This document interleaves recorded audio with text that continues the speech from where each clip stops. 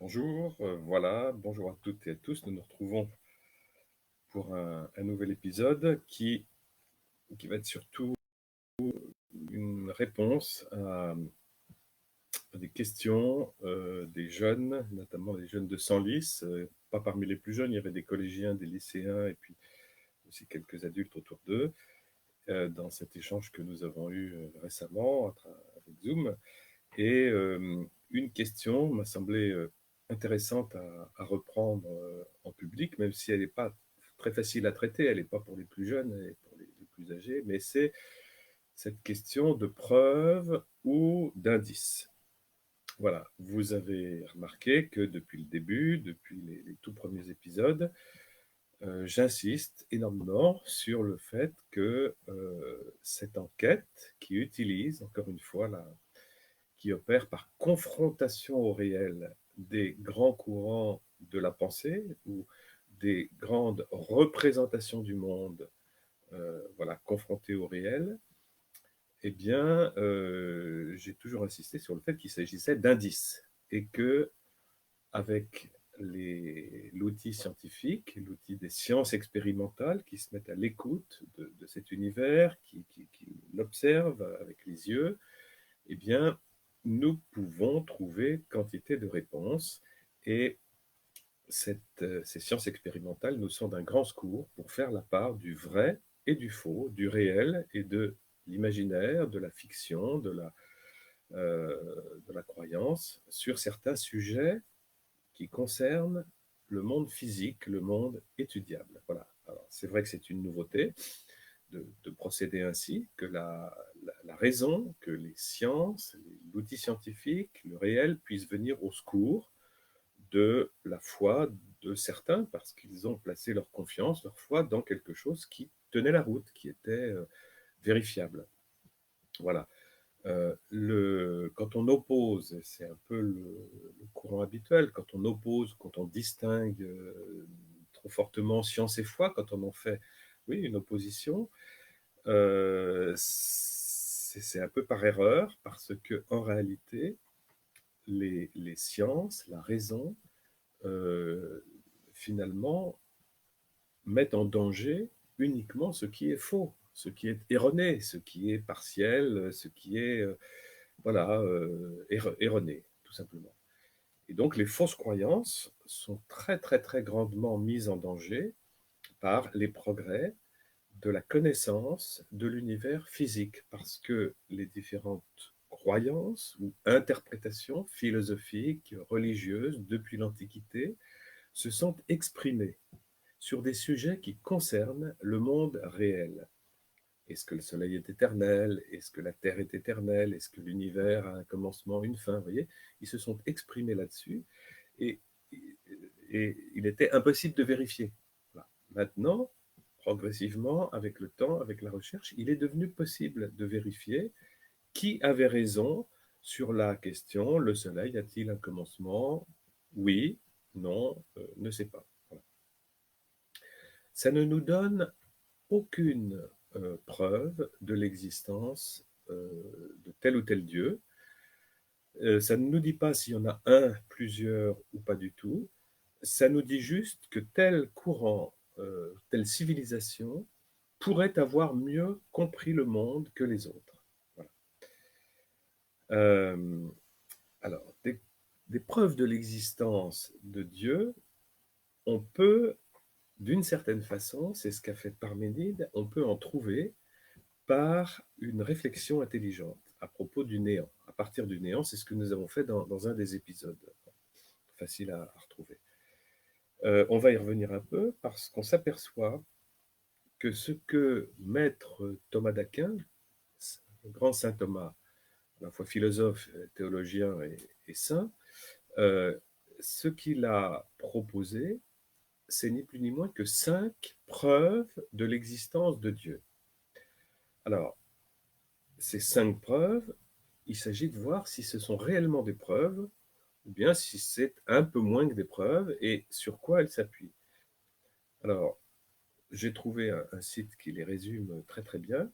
On va regarder ça et puis on va quand même les confronter ce que je viens d'évoquer, c'est-à-dire la réflexion du grand Parménide, qui vivait 500 ans avant Jésus-Christ, et qui, lui, propose donc cette réflexion qui est, souvenez-vous, le seul point de la philosophie et de la religion, c'est-à-dire de où toutes les philosophies et toutes les religions, depuis l'Antiquité, sont tombées d'accord.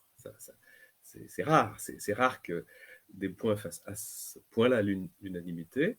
Eh bien, on va y revenir. Je vais peut-être commencer par ça, d'ailleurs. Rappel de Parménide, vous vous souvenez, Parménide, 5 siècles avant Jésus-Christ, un jour déclare il n'y a jamais eu de néant absolu. J'appelle néant absolu un vide de tout, un néant privé et de matière, et même d'esprit, et même de choses invisibles et impalpables. Un néant absolu qui ne contient rien, ça n'a pas pu exister avant notre cosmos actuel, parce que s'il y avait eu un tel néant absolu, eh bien, il y serait encore. Il serait encore là et rien n'existerait. Il n'y aurait pas le cosmos tel que nous le voyons, les étoiles, les océans, les montagnes, et même les choses passagères, vivantes, qui naissent et qui finissent par disparaître, les plantes, les animaux, les hommes. Voilà. Il n'y aurait rien, car par définition, à mon avis, rien ne peut surgir du néant absolu. Ça, vous serez tous d'accord. Rien ne peut surgir du néant absolu, absolument rien. Et ça mérite d'être rappelé aux physiciens d'aujourd'hui qui parlent à un moment des fluctuations des néants. S'il y a des fluctuations du néant, c'est que certainement quelque chose a permis que ces fluctuations existent. Voilà. Sinon, ce n'était pas du néant, c'était un néant qui contenait des choses qui fluctuaient, ou qui donnaient un mouvement. Et donc, vous voyez, le raisonnement marche avec Parménide. De même que s'il y avait un jour un laurier qui sortait de ce néant absolu de Parménide, eh bien, ça prouverait, non pas que quelque chose peut sortir du néant, parce que rien ne peut en sortir, mais ça prouverait que le néant n'était pas absolu. Ce n'était pas un néant total, c'était un néant qui contenait un germe de laurier, par exemple, ou autre chose. Donc, Parménide continue son raisonnement. Par définition, le néant absolu est absolument stérile, et donc rien ne peut en sortir, rien ne peut y naître, rien ne peut s'y développer. Rien ne peut sortir du néant absolu, et donc, s'il y avait eu un néant absolu, il y serait encore, et nous ne serions pas là, et il n'y aurait rien à constater aujourd'hui, puisque toutes ces choses qui existent, eh bien, n'ont pas pu surgir d'un néant absolu. Il faut expliquer comment elles sont là. Bon. Alors, justement, il n'y avait pas de néant absolu, et donc, en revanche, il y a donc forcément, nécessairement, c'est le terme employé, il y a quelque être qui est nécessaire. Puisqu'il y a aujourd'hui des choses, de l'être, eh bien, c'est que il y en avait au départ. Ex nihilo, nihil, du rien, rien ne peut sortir. Bon. Alors, étant donné qu'il y a des choses qui semblent pérennes aujourd'hui, des montagnes, des océans et des étoiles, les vivants, eux, ne sont pas pérennes, ils font que passer, donc pour le moment, laissons-les de côté, on y reviendra.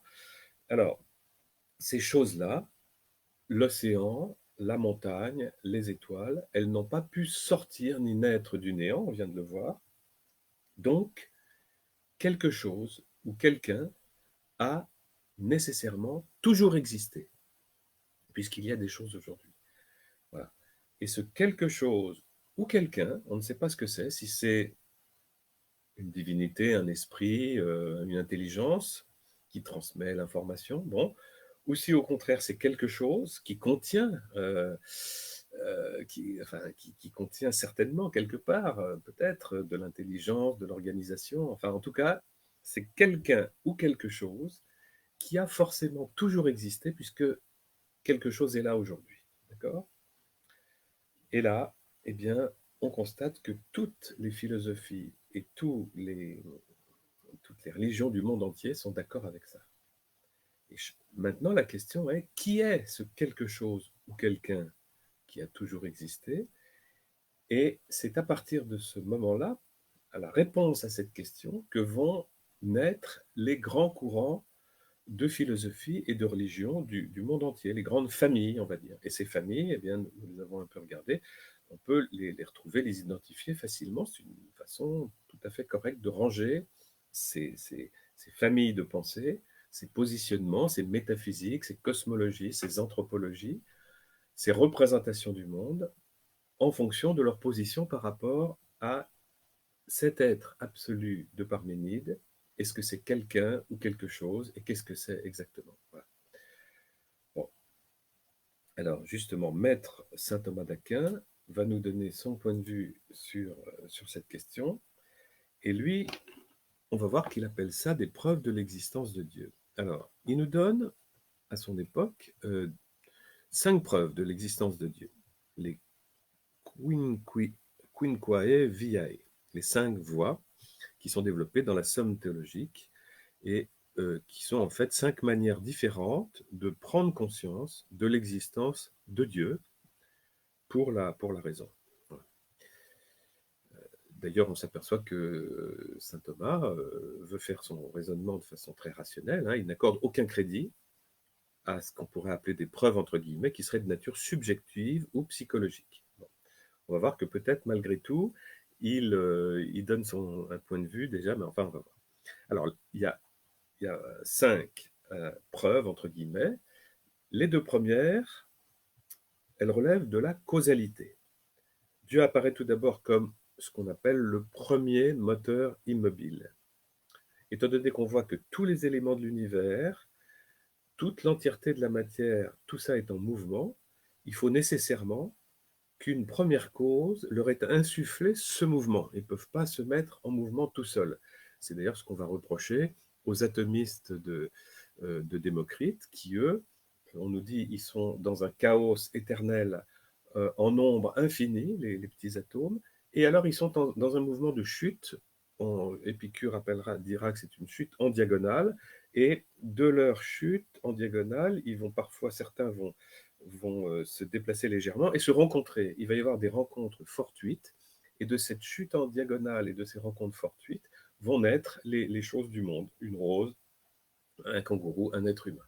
Vous voyez, de la rencontre fortuite d'atomes, et c'est la théorie en fait de l'athéisme. Hein. Il n'y en a pas d'autre.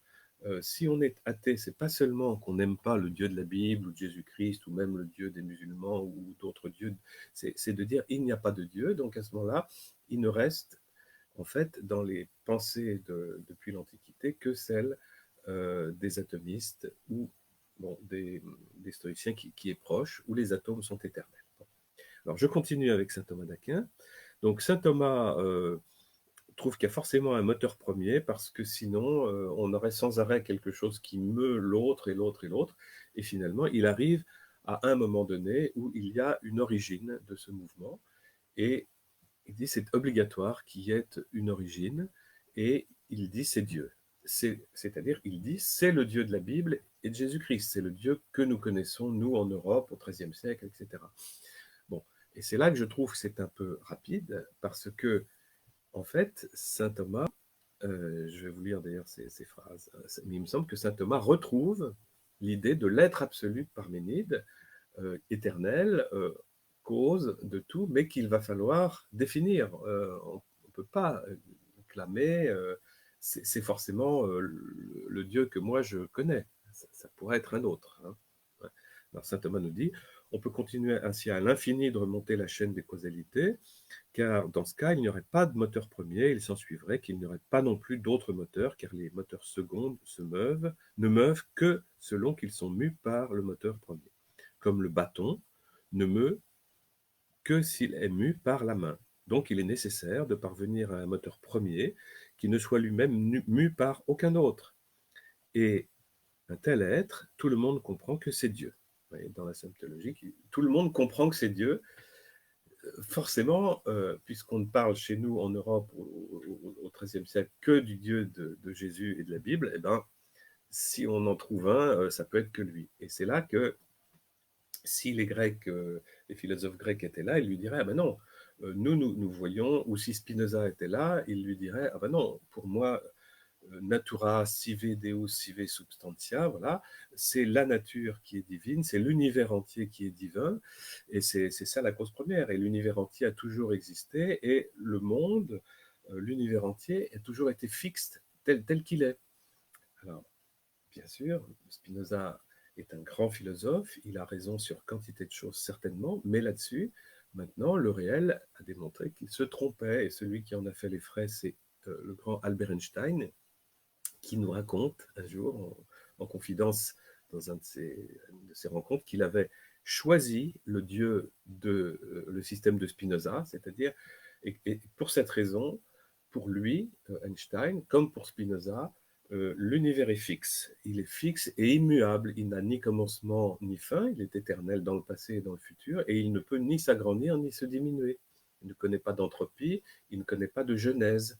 Il est là éternellement. C'est l'être absolu de Parménide. Voilà. L'être absolu de Parménide, c'est le Dieu de Spinoza, c'est-à-dire l'univers, le monde, la substance. Intéressant.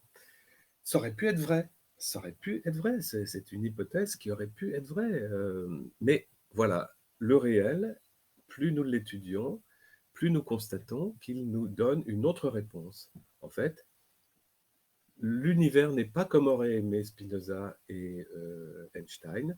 L'univers n'est pas du tout fixe et immuable. Il n'est pas éternel, en tout cas pas le nôtre, hein, et il a un commencement. Vraisemblablement, il aura une fin, parce que quand on a un commencement, enfin bref, passons là-dessus. Euh, et donc, il faut, et finalement, quand Einstein a été confronté à ce réel de l'expansion des galaxies, de l'expansion de l'univers, qui allait contre sa pensée philosophique avec son maître Spinoza, eh bien, il a laissé tomber la croyance philosophique qui s'avérait être fausse sur ce plan-là. Ça ne veut pas dire que tout ce que dit Spinoza est faux, pas plus que Platon à d'autres occasions. Vous voyez, c'est sur un point précis que nous pouvons savoir, quand il s'agit d'une représentation du monde, si elle était vraie ou fausse, parce que le réel, eh bien voilà, ça passe ou ça casse. Bon, continuons. Continuons avec saint Thomas.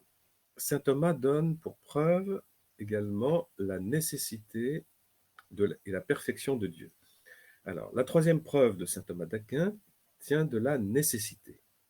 Hein, on avait déjà trouvé ce mot chez Parménide. Hein, un être nécessaire, c'est l'être absolu qu'il va falloir définir. Le point de départ du raisonnement de saint Thomas est ce qu'on appelle la contingence. Alors, la contingence, ça veut dire que tout ce qui existe, en fait, moi, cette plante là-bas, ce lapin, etc., nous pourrions très bien ne pas exister, étant donné que tout est soumis au cycle de la naissance et de la mort. Donc, je pourrais ne pas exister, je suis un être contingent. De surcroît, quand rien de tout cela ne peut durer éternellement, aucun être vivant n'est éternel, hein, il en découle qu'à un certain moment, aucun être n'existait. Or, si rien n'existait, il ne devrait rien exister en ce moment. En effet, tout ce qui existe a reçu la vie d'un élément existant antérieurement. Alors, vous voyez, on retrouve exactement la réflexion de Parménide sur le néant absolu. Puisqu'il existe des êtres, c'est qu'il en a existé, ou qu'il a existé quelque être antérieurement qui est peut-être à l'origine, et même certainement, de ces êtres qui ne font que passer aujourd'hui. Nous ne surgissons pas du néant absolu, c'est absolument impossible et impensable, et voilà, c'est comme ça. Alors, il continue son raisonnement. L'existence actuelle des êtres invalide donc le point de départ du raisonnement de saint Thomas d'Aquin, à savoir la contingence de tous les êtres. Voilà. Comment se fait-il que j'existe alors que je suis contingent, ce n'est pas nécessaire que j'existe? C'est une question. Par conséquent, il existe forcément quelque chose qui est nécessaire dans les choses qui existent. En remontant, comme pour les deux preuves précédentes, la chaîne causale de la nécessité, où chaque élément tire logiquement sa nécessité d'ailleurs ou non, eh bien saint Thomas d'Aquin démontre ainsi qu'il existe au moins un être dont l'existence est nécessaire. Il y a au moins un être dont l'existence est nécessaire. C'est ce que disait Parménide. Il existe nécessairement quelque être absolu, qui ne dépend de personne, absolutus, qui veut dire dénué de toute relation de dépendance. Et donc cet être, saint Thomas nous dit, il s'agit de Dieu. Bon, alors, c'est encore là que on pourrait faire remarquer à maître Thomas que tout d'un coup, là, il a franchi quelques étapes un peu vite. Certainement, comme Parménide l'a montré et comme tout le monde est d'accord, quelque être est nécessaire, l'être absolu, d'accord? Pourquoi dites-vous, maître Thomas, qu'il s'agit du Dieu de la Bible et de Jésus-Christ? Comment savez-vous que c'est lui? D'autres civilisations nous disent qu'il y a tel ou tel Dieu, créateur, organisateur et tout. Ils sont en compétition. Lequel est le vrai? Lequel est le bon? Comment le savez-vous? Bien sûr, chez vous, au XIIIe siècle, ça ne peut être que le Dieu de la Bible, et de Jésus-Christ, pardon, et de Jésus-Christ surtout. On est un peu parfois déconnecté avec la Bible, mais pas vous, mais d'autres. Bon. Pour des Juifs, ben c'est le Dieu de la Bible, Dieu d'Abraham, d'Isaac et de Jacob et de Moïse. Voilà, ça c'est normal. Mais pour l'islam, eh bien, c'est le Dieu de l'islam. Donc, chacun pourrait dire c'est le mien, c'est le mien. Bon.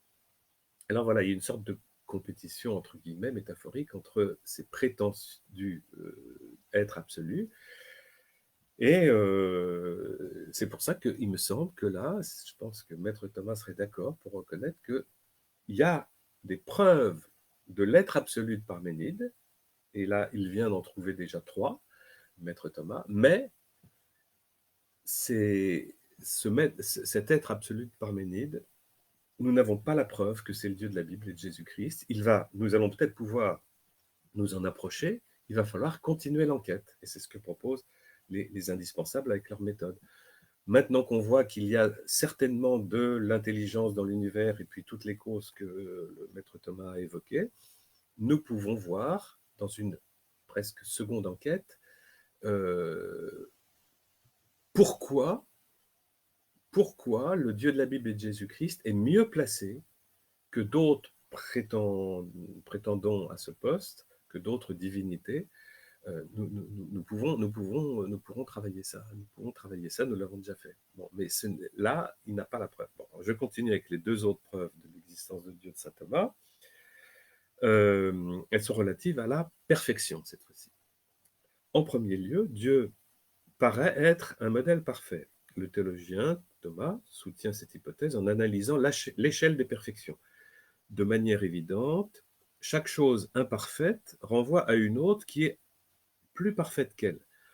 Une chose imparfaite a pour origine une chose sans doute un peu plus parfaite, et ainsi de suite. On va remonter l'échelle des perfections, et à un moment donné, l'esprit doit atteindre un maximum, le haut de l'échelle. Ainsi, l'extrémité de perfection dans un genre est nécessairement la cause de tous les éléments moins parfaits, imparfaits, appartenant au même genre. Ok? On ne va pas dire, voilà, il y a plusieurs échelles de perfection, et toujours au sommet de l'échelle, il y a quelque chose de plus parfait qu'au bas de l'échelle. Bon.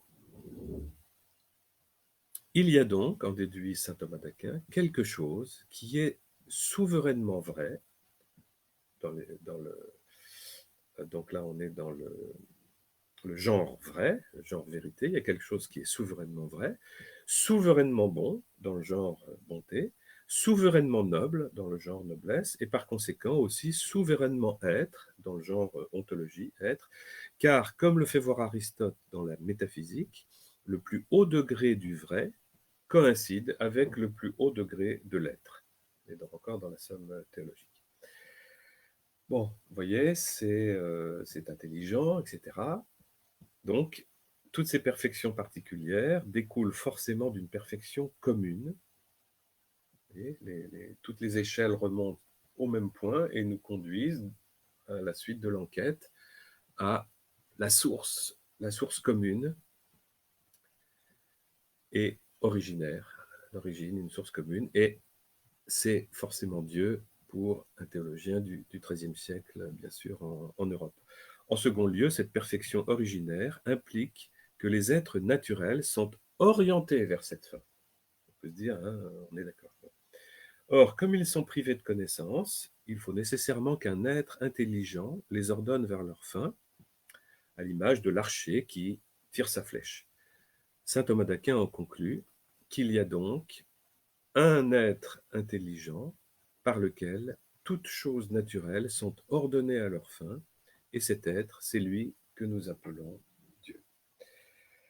Voilà, donc, vous voyez, c'est tout à fait génial, hein, Saint Thomas n'est pas Saint Thomas d'Aquin pour rien, c'est tout à fait génial, mais on peut se permettre, comme un élève qui n'a peut-être pas très bien compris, ou au contraire qui a bien compris ou moyennement compris, mais qui viendrait là lever le doigt pour dire, excusez-moi, mais là encore, ces dernières preuves, entre guillemets, de l'existence de Dieu, si vous permettez, maître Thomas, est-ce qu'on ne pourrait pas les nommer provisoirement des indices extrêmement convaincants, mais des indices qui nous donnent envie de poursuivre l'enquête pour voir si, s'il y avait vraiment des preuves que c'est le Dieu de la Bible et de Jésus-Christ.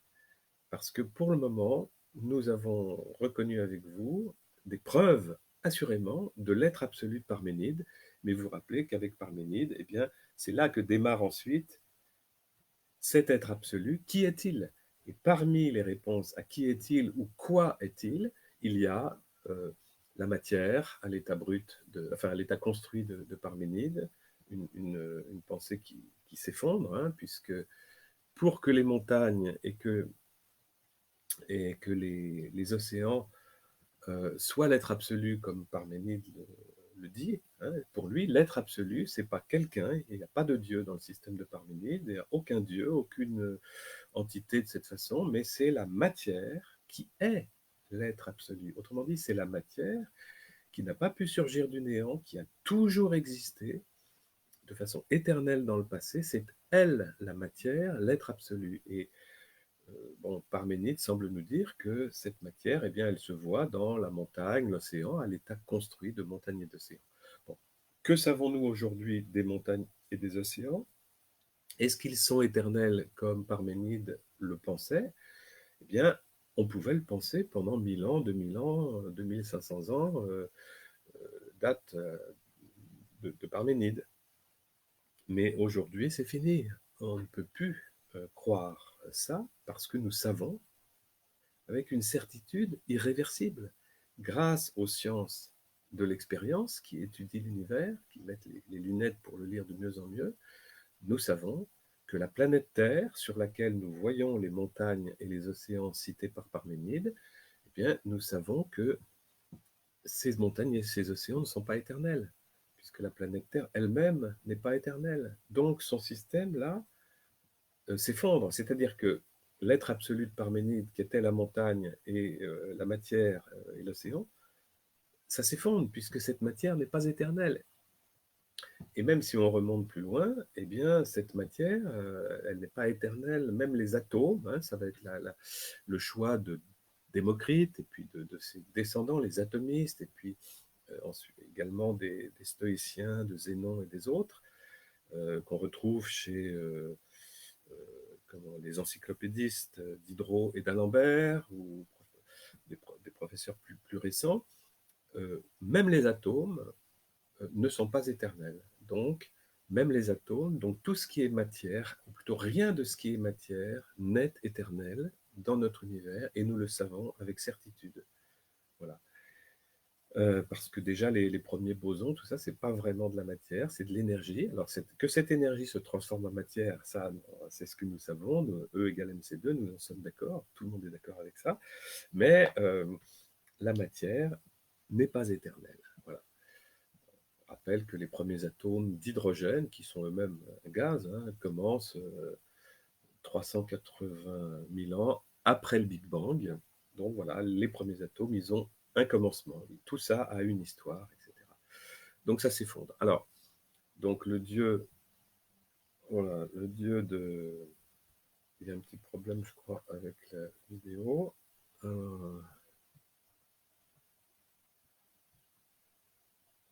On va arrêter, puis on va recommencer.